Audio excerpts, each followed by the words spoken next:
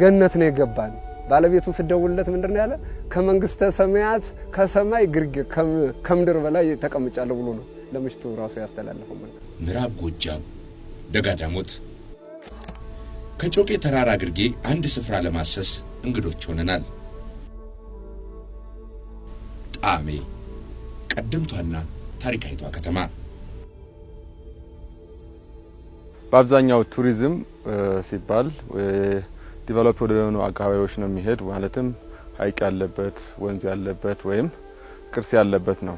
ስለዚህ ኢትዮጵያ ደግሞ ወደ 85% አርሶ አደር ነውና ቱሪዝም አርሶ አደርን ማካተት አለበት ብለን የተነሳንና እንደዚህ አይነት ሙሉሎች ትክክለኛ ትልቁ ዓላማ ምንድነው? ህብረተሰቡን ማካተት፣ በተለይ አርሶ አደሩን ተደራሽ ያሉንባቸው ገጠራማ ቦታዎችን በቱሪዝም ማበልጸግ፣ አካባቢውን እንዲመለስ ማድረግና የተሻለ የኑሮ ደረጃ እንዲኖር ማስቻል ማለት ነው።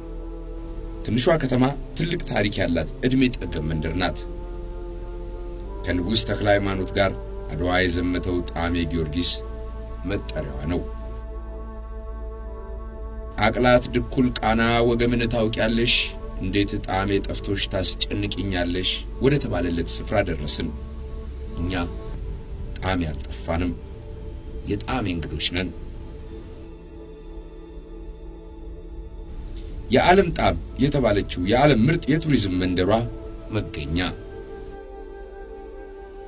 ተፈጥሮና ባህል ወደ ተዛመዱበት መንደር መጣናል።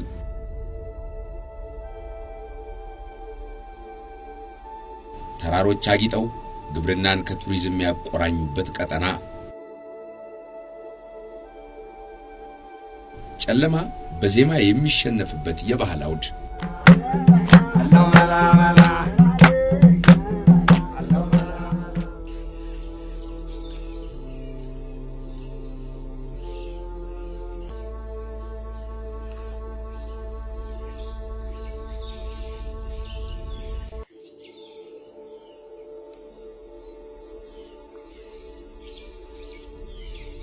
ጧት መነሳት ለቻለ ሰውና አካባቢውን ዞር ዞር ብሎ ለሚጎበኝ በጣም የተለየ ወይም ደግሞ ቀንና ረፋዱ ላይ ከሚታየው በእጅጉ የሚያምር አዲስ መልክና ውበት ይመለከታል።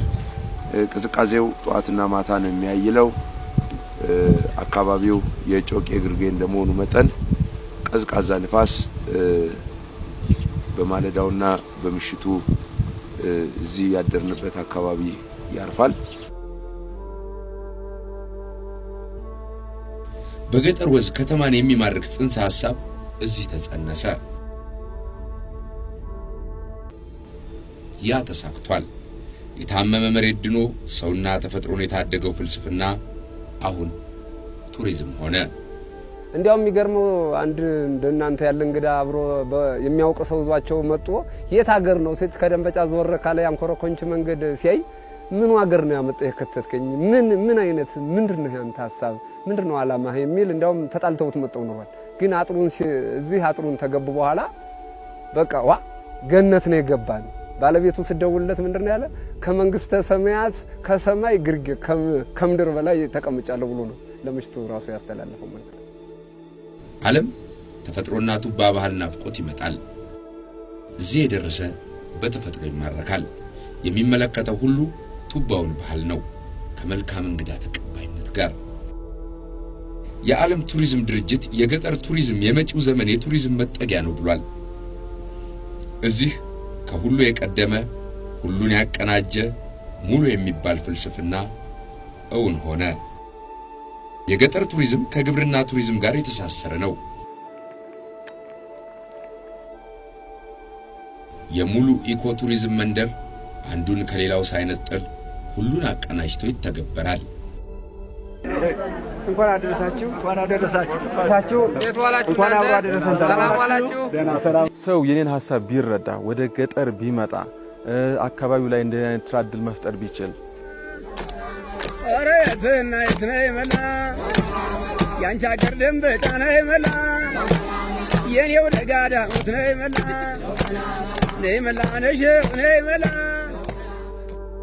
ይሄ የዓለም ምርጥ የቱሪዝም መንደር ለመባል የበቃ የኢትዮጵያ አዲስ መስህብ ነው።